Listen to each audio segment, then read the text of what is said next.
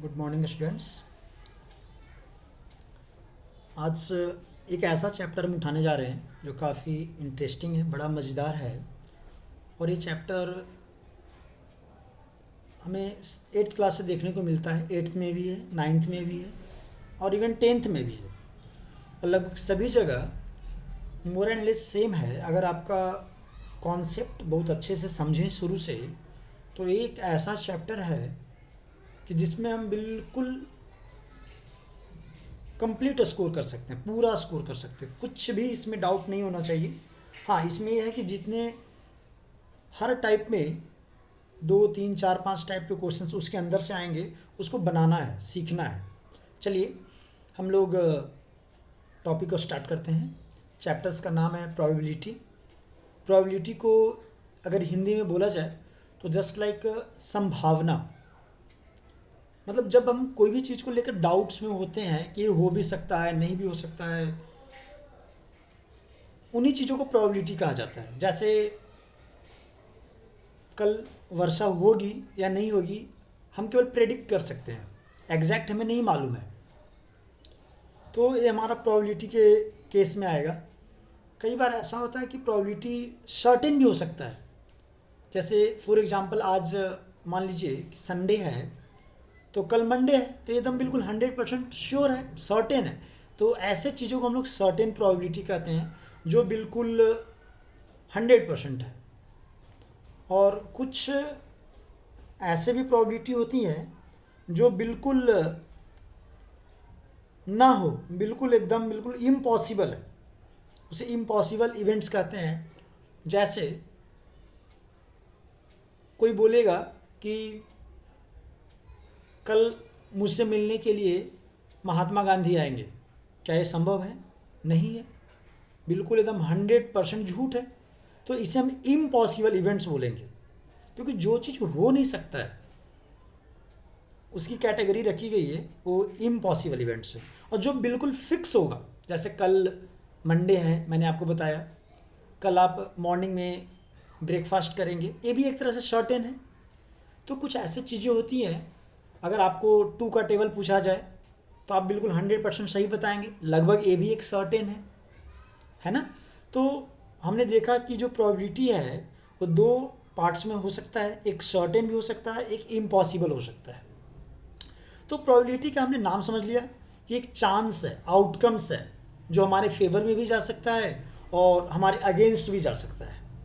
तो इसीलिए प्रोबेबिलिटी को रिप्रेजेंट किया जाता है, कई जगह आप देखेंगे PA के टर्म से और PE। ई का मतलब यहाँ पर इवेंट्स है। कोई भी कार्य हम करते हैं, कोई भी चीज़ को मानते हैं, वो हमारा इवेंट्स है। तो प्रोबेबिलिटी क्या है कि नंबर ऑफ ट्रायल्स, और इसको सिंपली आप कह सकते हैं कि number of trials in which the event happens. It means जो आपके फेवर में है, जो आप चाहते हैं, जो लाना चाह रहे हैं, जो होना चाहिए, वो आपके फेवर में है, उसे फेवरेबल आउटकम्स बोलेंगे, जो न्यूमरेटर को रिप्रेजेंट करेगा। और डिनोमिनेटर में always always always total outcomes होगा यहाँ पर। अब जैसे मान लीजिए कि एक वीक में 7 डेज होते हैं, तो टोटल आउटकम्स में आएगा। और आपका फेवरेट डे मान लीजिए संडे है, तो आपका फेवरेट जो है वो 1 ऊपर आ जाएगा। अगर मान लीजिए किसी बच्चे का फेवरेट सैटरडे एंड संडे दोनों है, तो उसका फेवरेबल आउटकम्स 2 हो जाएगा, लेकिन जो टोटल है ऑलवेज 7 रहेगा। इस बात को ध्यान रखिएगा कि टोटल आउटकम्स ऑलवेज 7 रहेगा। 7 ऑलवेज का मतलब 7 नहीं, इसको आप ये समझने, इस क्वेश्चन के लिए मैं बताना चाह रहा था 7 है। टोटल आउटकम्स का मतलब कोई भी चीज़ के बारे में आप डिस्कस करना चाह रहे हैं, वो हमेशा टोटल जो चीज़ें नंबरिंग है वो हमेशा नीचे रहेगा।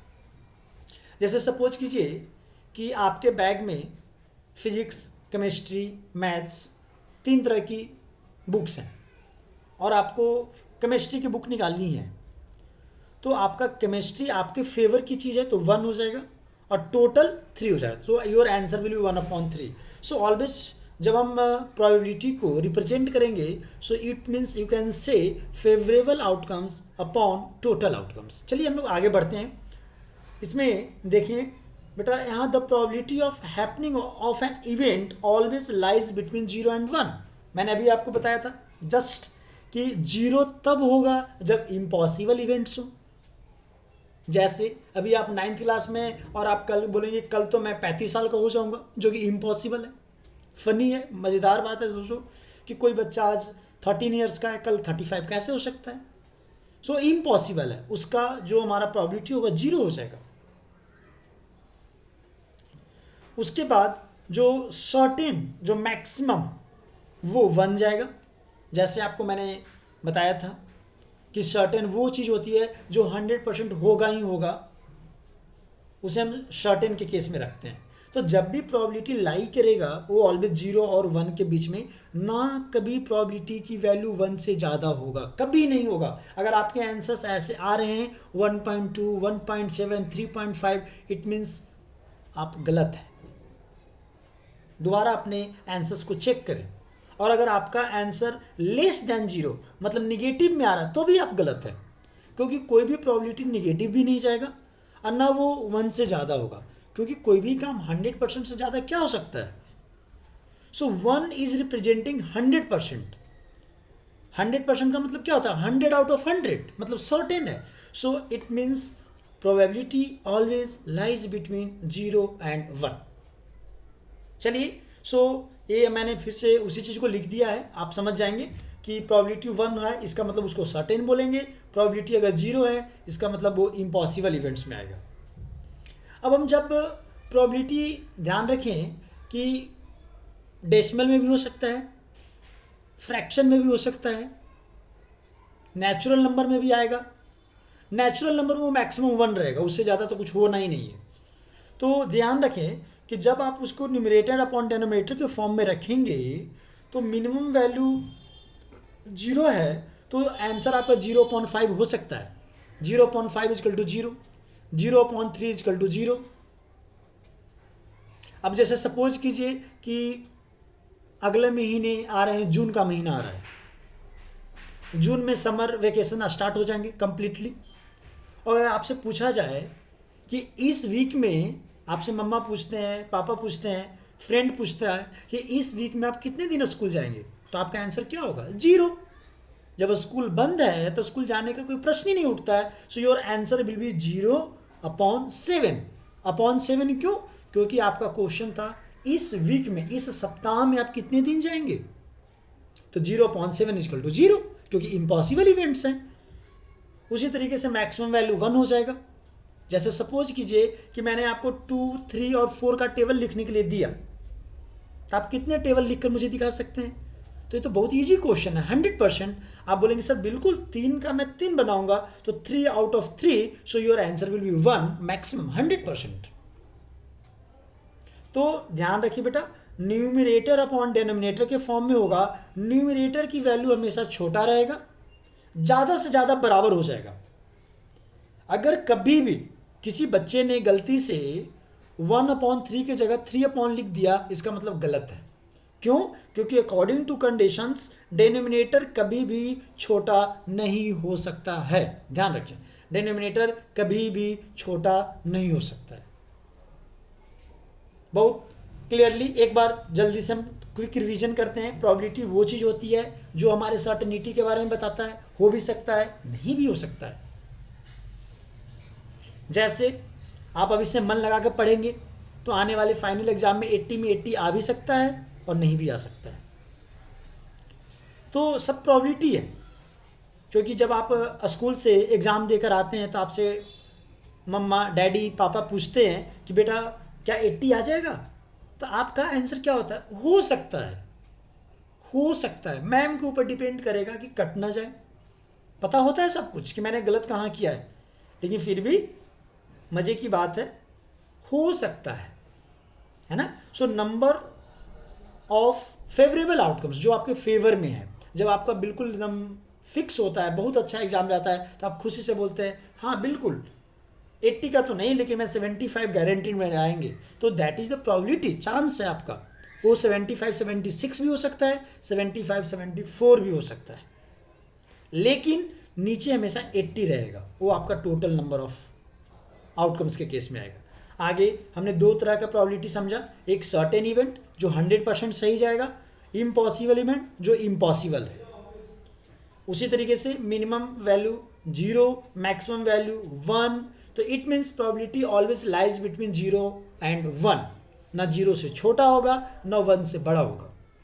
प्रोबेबिलिटी 0.2 लिखा जा सकता है, 0.3, 0.5, 0.04, कुछ भी हो सकता है, डेसिमल फॉर्म में भी लिख सकते हैं, लेकिन 1.2.3 नेवर, क्योंकि 1.5 का मतलब मोर देन 1, 2.5 का मतलब मोर देन 2, सो प्रोबेबिलिटी 1 से ज़्यादा जा ही नहीं सकता है। चलिए हम लोग आगे बढ़ते हैं नेक्स्ट पेज की तरफ। उसी चीज़ को मैंने यहाँ पर एक्सप्लेन किया है।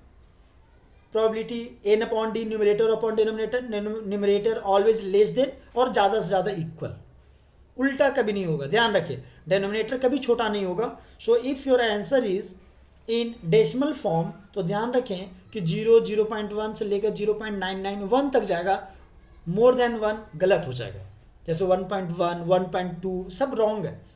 सो नेवर लाइक 1.1, 2.5 ऐसे कभी नहीं आंसर आने चाहिए। अगर आ रहे हैं तो आप अपना क्वेश्चंस को रीचेक करें और दोबारा बनाने की कोशिश करें, नेवर।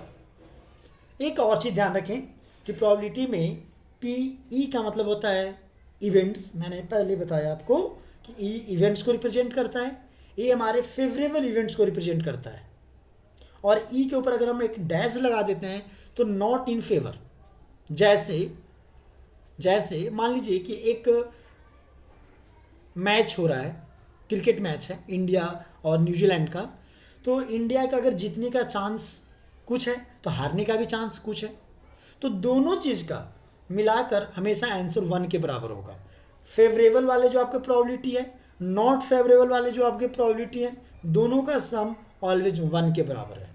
कई बार क्वेश्चन में आपको क्या दिया हुआ होगा कि फेवरेबल का सॉरी रिजल्ट दिया हुआ रहेगा, नॉट फेवरेबल फाइंड करना है। जैसे लिखा हुआ रहेगा कि the winning chance of India is 2/5, तो हारने का चांस क्या है, तो आंसर क्या हो जाएगा। सो हारने वाले को ऐसे रिप्रेजेंट करते हैं, PE के ऊपर बार लगाएंगे, डैश लगाएंगे, ये डैश है। सो 1 माइनस जो जीतने वाले दिया हुआ था, तो 1 minus 2/5, answer will be 3/5। 1 minus 2/5, जैसे मान लीजिए कि जीतने का चांस हमारा ये 2/5 है, तो हारने का फाइंड करना हमें। सो 1 माइनस 2/5 आफ्टर सॉल्व करेंगे आप तो 3/5 आएगा। तो ध्यान रखिए कि इवेंट्स फेवरेबल हो या नॉट फेवरेबल, दोनों का डिनोमिनेटर टोटल आउटकम सेम रहेगा, और इसके न्यूमरेटर और इसके न्यूमरेटर को आप ऐड करेंगे तो टोटल आउटकम्स के बराबर आ जाएगा। ये भी एक बड़ा मज़ेदार बात है। तो मुझे पूरा उम्मीद है आपने अच्छे से सुना, अच्छे से सीखा। थोड़ा सा हम आगे की तरफ बढ़ते हैं। अब हमारा नेक्स्ट आता है जो प्रोबेबिलिटी में है, बेटा बहुत टाइप्स के 3-4 बड़े मज़ेदार फनी हैं। तो पहले हम इसमें वीडियो लंबा ना हो जाए, मैं कोशिश करूंगा कि कॉइन्स को केवल कवर कर लेते हैं। कॉइन्स के केस में 3 तरह के कॉइन्स हो सकते हैं, सिंगल कॉइन, डबल कॉइन और ट्रिपल, मतलब 1 कॉइन, 2 कॉइन्स और 3 कॉइन्स। तो पहले हम 1 कॉइन वाली बात करते हैं, बहुत आसान है, जो कि 7th 8th के बच्चे भी पढ़ते आ रहे थे कि अगर एक कॉइन को आप टॉस करते हैं तो आपके पास 2 चीज़ें हो सकती है, आइदर हेड या फिर टेल, और तो कुछ आएगा नहीं, क्योंकि हम लोग शोले मूवी तो है नहीं कि जिसमें दोनों चीज़ हेड टेल के अलावा भी कुछ हो जाए, तो या तो हेड या फिर टेल होगा। तो जब भी आपसे क्वेश्चन पूछा जाए कि what is the probability of coming head, तो हेड आपके फेवर में 1 आ रहा है, तो 1/2 क्यों, क्योंकि 2 आउटकम्स हैं, तो टोटल आउटकम्स हमेशा साथ चलेगा। जब ये प्रैक्टिस करेंगे आप, प्रैक्टिस सेट में बनाने के लिए दूंगा, तब आपको अच्छे से क्लियर हो जाएगा। आप इस नोट्स को उस टाइम संभाल के रखेंगे आप। उसी तरीके से मैं शॉर्टकट पे अच्छे से क्लियर किया था, आप समझने की कोशिश करें कि जब हमारे पास 3 तरह के कॉइन होते हैं, तो अगर सिंगल कॉइन है तो 2 आउटकम्स आपके होंगे टोटल आउटकम्स में, पहला हेड, दूसरा टेल, इसलिए मैंने 2 लिख रखा है, H for head, T for tail. अगर उसी तरह से अगर हम 2 कॉइन्स की बात करें, 2 कॉइन्स, उसमें टोटल आउटकम्स 4 होगा। How many outcomes? 4। ऐसा हो सकता है कि एक तरफ सामने आप बैठे हैं और मैं बैठा हूँ, दोनों ने अपने अपने कॉइन को उछाला, तो हो सकता है दोनों का हेड आ जाए। ऐसा भी हो सकता है कि मेरा हेड आए और आपका टेल आ जाए। ऐसा भी हो सकता है कि दोनों के पास टेल आ जाए, और ऐसा हो कि मेरा पास हेड आए और आपके पास टेल आ जाए, या मेरे पास टेल आए आपके पास हेड आ जाए। तो ये 4 तरह से हो सकते हैं 2 कॉइन्स में। आप अपने घर में अभी लॉकडाउन में बैठे हैं तो मम्मी के साथ, पापा के साथ, ब्रदर सिस्टर के साथ बैठकर इसको प्रैक्टिकली इंजॉय करेंगे तो आपका बिल्कुल माइंड में फिट बैठ जाएगा, फिर लॉन्ग लाइफ आप कभी नहीं भूलेंगे। सो 2 कॉइन लीजिए और जब भी देखेंगे तो इन्हीं चारों में से कोई ना कोई एक केस होगा। उसी तरीके से 3 लोग मिलकर भी हम काम को कर सकते हैं। मम्मी पापा और आप बैठ गए, ब्रदर सिस्टर और आप बैठ गए, और तीनों के हाथ में एक एक कॉइन है। तीनों ने जंप किया, कॉइन्स को उछाला, तो तीनों के पास हेड आ सकता है। फिर ऐसा हो सकता है कि 2 के पास हेड आए और 1 के पास टेल आ जाए। फिर ऐसा भी हो सकता है कि पहले वाले के पास हेड, दूसरे वाले के पास टेल, तीसरे वाले के पास हेड हो। फिर उसी तरीके से बदल कर हेड टेल टेल ऐसे हो सकती है। सेम टेल के केस में तो देखिए, याद करने का मैं तरीका आपको बताता हूँ कि कैसे लिखना है, आप भूले नहीं। तो बेटा सबसे पहले तीनों हेड को रिप्रेजेंट करें, फिर पीछे से बैक साइड से एक एक हेड को हटाते जाएं। इसमें से मैंने एक हेड की जगह टेल रख दिया, फिर मैंने उस टेल को बीच में ले आया, या ऐसे भी कर सकते थे। मैं चाहता तो इसको यहाँ रख कर इसको यहाँ रखते तो और अच्छा हो जाता, कि पहले एक हेड को हमने रिप्लेस किया, फिर 2 हेड को हमने रिप्लेस किया, फिर हेड को बीच में टेल को लगा दिया। तो टोटल आप काउंट करेंगे तो ऐसे 8 केसेस हो जाएंगे। सो टोटल आउटकम्स 8 हो जाएंगे। अब हम विद इन 2 मिनट्स ख़त्म करेंगे इसको। क्वेश्चंस कैसे आएगा, ये बड़ा फनी है, इंटरेस्टिंग है, समझने वाली चीज़ है। अगर ये आप नहीं समझ पा रहे हैं तो क्वेश्चंस गलत होने के चांसेस ज़्यादा है आपको। देखिए क्वेश्चंस ए हो सकता है ओनली हेड। जैसे मान लीजिए कि एक क्वेश्चन आ जाए हमसे, और ये पूछा जाए कि find the probability of only head का क्वेश्चन आ जाए, तो ओनली हेड में क्या हो जाएगा आंसर 1/4। इस क्वेश्चन में ओनली हेड तो 1/8। उसी तरह से ओनली टेल का आ सकता है, ओनली टेल का आ सकता है। तो जैसे जैसे क्वेश्चन होगा वैसे वैसे आंसर बदलते जाएंगे। तो कहने का मतलब है कि आपका ध्यान बिल्कुल अच्छे से होना चाहिए क्वेश्चंस के कॉन्सेप्ट के ऊपर, कि क्वेश्चन क्या पूछ रहा है। ओनली हेड है तो केवल सभी आउटकम्स को लिखें अपने नज़र के सामने, और उस आउटकम्स को पहले अच्छे से मार्क करें, फिर लिखें आप। ओनली टेल हो सकता है, एग्जैक्टली पूछ सकता है। एग्जैक्टली कैसे? एग्जैक्टली को अगर देखें तो क्वेश्चन ऐसे भी हो सकता है कि जैसे आपसे क्वेश्चन पूछा जाए, कि एग्जैक्टली 1 हेड की बात किया जाए, तो इसमें एक हेड है, यहाँ एक हेड है, तो ये हमारा 2 आउटकम्स हमारे फेवर में अपॉन 4। तो जैसे भी क्वेश्चंस आएंगे आप अच्छे से समझें और अच्छे से बनाने की कोशिश करें। ये देखें आप कि only head, only tail, exactly head, exactly tail हो सकता है, more than 1 head, more than 2 head, no head के बारे में पूछा जा सकता है जिसमें हेड ही ना आए, जिसमें टेल ही ना आए। तो ऐसे तरह से डिफरेंट क्वेश्चंस बनेंगे, और मुझे पूरा उम्मीद है कि आप क्वाइन बेस्ड सारे क्वेश्चंस को अच्छे से बनाएंगे। जहाँ भी आपसे ना बने आप मुझसे बिल्कुल कांटेक्ट करें, मैं आपको ज़रूर बताऊँ।